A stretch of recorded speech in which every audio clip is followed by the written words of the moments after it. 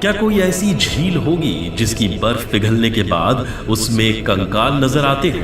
एक बार नहीं, कई बार। जी हां, ऐसी झील है, वो भी हिंदुस्तान में हिमालय के करीब उत्तराखंड में रूपकुंड नाम की झील है। यह झील लगभग 5000 मीटर ऊंचाई पर है। हर साल बर्फ पिघलने के बाद इसमें कंकाल नजर आते हैं, वो भी एक नहीं, कई सारे।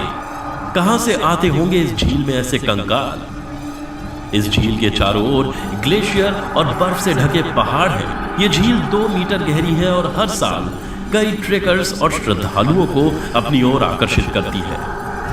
क्या ये देवी का प्रकोप है? वैज्ञानिकों का कहना है कि जमी झील के पास मिले लगभग 200 कंकाल 9वीं सदी के उन भारतीय आदिवासियों के हैं जो ओले की आंधी में मारे गए थे। इस झील में आपको सिर्फ कंकाल ही कंकाल देखने को मिलते हैं। यहां सबसे पहले नर कंकालों की खोज 1942 में रेंजर H.K. माधवल ने की थी। स्थानीय लोग इस झील में नर कंकालों के मिलने की वजह नंदा देवी का प्रकोप मानते हैं, और तो और वो इस झील की पूजा भी करते हैं। यहां नर कंकाल हर उम्र और आकार के हैं। कुछ नर कंकालों की लंबाई तो 10 फीट से भी ज्यादा है। 900 साल पुराने हैं ये नर कंकाल। वैज्ञानिकों का मानना है कि करीब 900 साल पहले यहां इतनी ओलों की बरसात हुई जिसमें कोई नहीं बच सका। कंकालों की DNA जांच से यह बात साबित हुई है कि ये हड्डियां लगभग 900 साल पहले की हैं।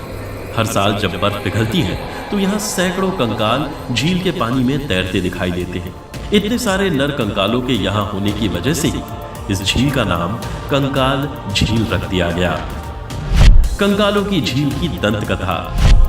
एक बार एक राजा जिसका नाम जसधावल था, नंदा देवी की तीर्थ यात्रा पर निकला।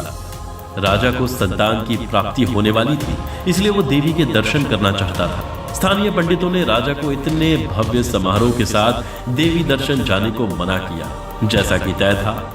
इस तरह के जोर शोर और दिखावे वाले समारोह से देवी नाराज हो गई और सबको मौत के घाट उतार दिया। राजा, उसकी रानी और आने वाली संतान को सभी के साथ खत्म कर दिया गया। मिले अवशेषों में कुछ चूड़ियां और अन्य गहने मिले, जिससे पता चलता है कि समूह में महिलाएं भी मौजूद थी। क्या सच में किसी देवी का प्रकोप था जिसकी वजह से इतनी सारी मौतें हुई? हर साल यहां नर कंकाल कहां से आ जाते हैं?